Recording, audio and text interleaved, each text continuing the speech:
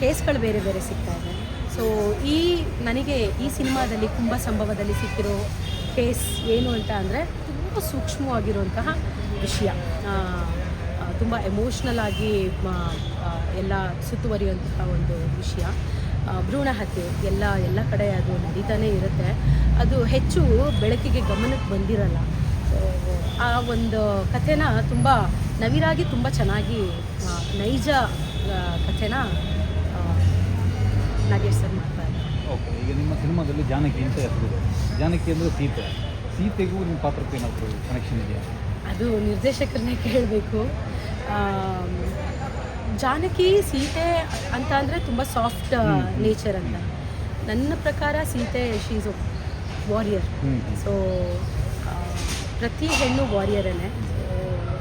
ಅನ್ಯಾಯ ಅಂತ ಬಂದಾಗ ಹೋರಾಟ ಮಾಡ್ತಾಳೆ ಸೀತೆ.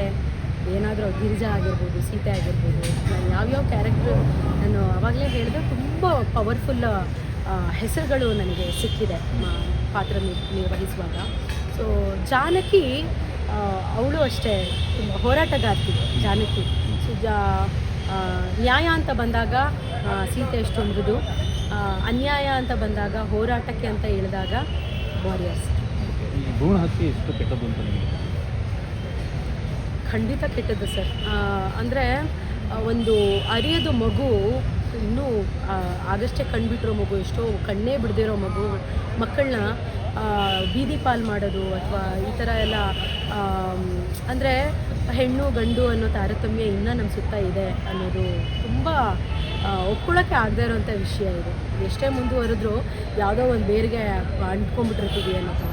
ಸೊ ಈ ಥರದ್ದು ಕೆಲವೊಂದು ಕಥೆಗಳು ಬರ್ತಾ ಒಂದಷ್ಟು ಮೂಢವಾಗಿ ಬದುಕ್ತಿರ್ತಾರಲ್ಲ, ಅವ್ರಿಗೊಂದಷ್ಟು ಪಾಠಗಳು ಸಿಗುತ್ತೆ, ಒಂದು ಎಚ್ಚರ ಸಿಗುತ್ತೆ ಅನ್ನೋ ಒಂದು ಪ್ರಯತ್ನ ತುಂಬ ಸಂಭವ. ಓಕೆ, ಬಟ್ ನೀವು ಕೆಲವರಿಗೆ ಭ್ರೂಣ ಹತ್ಯೆ ಬಗ್ಗೆ ಗೊತ್ತೇ ಇರಲ್ಲ, ಅದಕ್ಕೆ ನೀವು ಪ್ರಚೋದನೆ ಕೊಟ್ಟಂಗಾಗಲ್ಲ ಸಿನಿಮಾದಲ್ಲಿ ತೋರಿಸಿದಾಗ ಹಿಂಗೂ ಮಾಡ್ಬೋದು ಅನ್ನೋ ವಿಷಯ. ಭ್ರೂಣ ಹತ್ಯೆ ಬಗ್ಗೆ ಗೊತ್ತಿಲ್ಲ ಅನ್ನೋಷ್ಟು ಇನ್ನೂ ಮುಗ್ಧವಾಗಿ ನಮ್ಮ ಸಮಾಜ ಇದೆ ಅಂತ ನಾನು ಹೇಳಲಾರೆ, ಗಟ್ಟಿಯಾಗಿ ಹೇಳಲಾರೆ.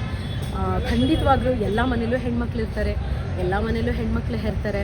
ಸೊ ಒಂದಷ್ಟು ಮನೆಗಳಲ್ಲಿ ಅಥವಾ ನಮ್ಮ ಮನೇಲಿ ನಡೀತಿದ್ರು ಪಕ್ಕದ ಮನೇಲೋ ಅಥವಾ ಪಕ್ಕದ ಬೀದಿಲೋ ಅಥವಾ ಪಕ್ಕದ ಊರಲ್ಲೋ ನಡೀತಿದೆ ಅನ್ನೋವಂಥ ವಿಷಯ ಅಂತೂ ಖಂಡಿತ ಗೊತ್ತಿರುತ್ತೆ.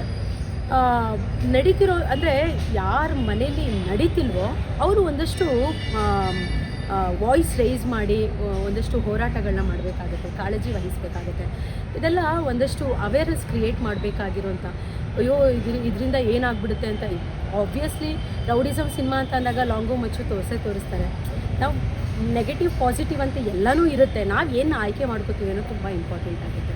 ಸೊ ಜಾಸ್ತಿ ನಾವು ನೆಗೆಟಿವ್ ಇಂಪ್ಯಾಕ್ಟ್ ಆಗುತ್ತೆ ಅನ್ನೋದನ್ನು ಬಿಟ್ಟು ಪಾಸಿಟಿವ್ ಆಗಿ ಎಷ್ಟು ಅವೇರ್ನೆಸ್ನ ಕ್ರಿಯೇಟ್ ಮಾಡಬಹುದು, ಎಷ್ಟು ಎಚ್ಚರ ಮಾಡಬಹುದು ಸಮಾಜಕ್ಕೆ, ಒಂದಷ್ಟು ಜನಗಳನ್ನ ಹೆಂಗೆ ಎಚ್ಚರ ಮಾಡ್ಬೋದು ಅನ್ನೋದನ್ನು ಗಮನಿಸಿದಾಗ ಈ ಥರದೊಂದು ಸಬ್ಜೆಕ್ಟ್ಗಳು ಖಂಡಿತ ಬರಬೇಕು ಅಂತ ನಾನು ಹೇಳೋಕ್ಕೆ ಇಷ್ಟಪಡ್ತೀನಿ. ಓಕೆ ಮೇಡಮ್, ಆಮೇಲೆ ಈ ಸಿನಿಮಾ ತಂಡ ಮತ್ತೆ ಮೇಡಮ್ ಒಂದು ಪೊಲೀಸ್ ಕ್ಯಾರೆಕ್ಟರ್ ಇದೆ ಅಂತ ಫೋನ್ ಮಾಡೋದು ನಿಮ್ಗೆ ಏನು ಅನಿಸುತ್ತೆ? ಈ ಥರ ನಗು ಬರುತ್ತೆ. ಫಸ್ಟ್ ನಗು ಬರುತ್ತೆ ಸರ್. ನಿಜವಾಗ್ಲೂ ಪೊಲೀಸ್ ಕ್ಯಾರೆಕ್ಟರ್ ತುಂಬ ಜಾಸ್ತಿ ಪ್ಲೇ ಮಾಡ್ತಿದ್ದೀನಿ ಅಂತ ಹೇಳ್ತೀನಿ.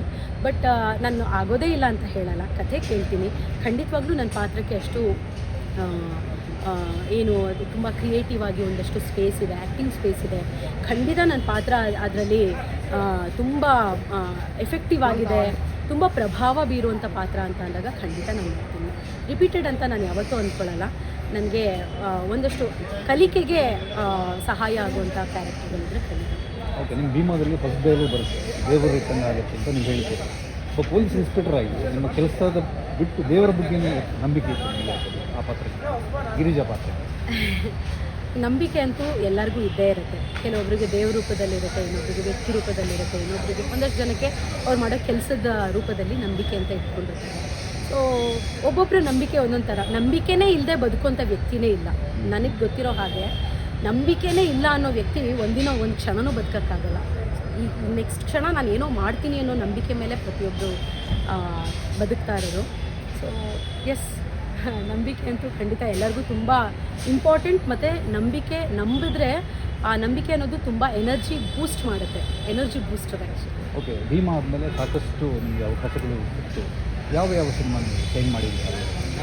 ಸರ್ ಇದು ನಂದು 3ನೇ ಸಿನಿಮಾ ಆಫ್ಟರ್ ಭೀಮಾ ನಾನು ಮಾಡ್ತಿರೋದು. ಇದಾದಮೇಲೆ ಅಂದರೆ ಸಂದೇಶ್ ಸರ್ ಅವರ ಪ್ರೊಡಕ್ಷನಲ್ಲಿ ವರ್ಕ್ ಮಾಡೋಕ್ಕೆ ಮಾತುಕತೆ ಆಗಿದೆ. ಅದಾದಮೇಲೆ ಅವಿನಾಶ್ ಅವರ ಡೈರೆಕ್ಷನ್ ಅದರಲ್ಲಿ ತುಂಬ ವಿಭಿನ್ನವಾಗಿರುವಂಥ ಪಾತ್ರನ ನಾನು ಬಯಸ್ತಾ ಇದ್ದೀನಿ. ಅದಾದಮೇಲೆ ಶಶಾಂಕ್ ಮುರಳೀಧರನ್ ಅಂತ ಅಂದ್ಬಿಟ್ಟು ಅವರ ಒಂದು ಸಿನಿಮಾದಲ್ಲಿ ತುಂಬ ಬ್ಯೂಟಿಫುಲ್ ಆಗಿರೋ ರೆಟ್ರೋ ಕ್ಯಾರೆಕ್ಟರ್ನ ಪ್ಲೇ ಮಾಡ್ತಾ ಇದ್ದೀನಿ. ಸೊ ಎಸ್, ಒಂದಷ್ಟು ಕಥೆಗಳು ವಿಜಿ ಸರ್ ಜೊತೆ ಮತ್ತೆ ಕಾಂಬಿನೇಷನ್ ಏನು ಸಿನಿಮಾ ಗೊತ್ತಿಲ್ಲ. ವಿಜಯ್ ಸರ್ ಕರೆದ್ರೆ ಅಂದರೆ ಮಗು ಓಡ್ ಹೋಗುತ್ತಲ್ಲ, ಆ ಥರ ಓಡ್ ಹೋಗ್ತೀನಿ ಖಂಡಿತವಾಗ್ಲೂ. ಸೊ ಯಾವುದೂ ಕಾಲ್ ಇಲ್ಲ, ಕಾಲ್ ಬರುತ್ತೆ, ಕಾಲ್ ಬರುತ್ತೆ, ನಂಬಿಕೆ ಇದೆ. ನಂಬಿಕೆ ಇದೆ. Thank you very much.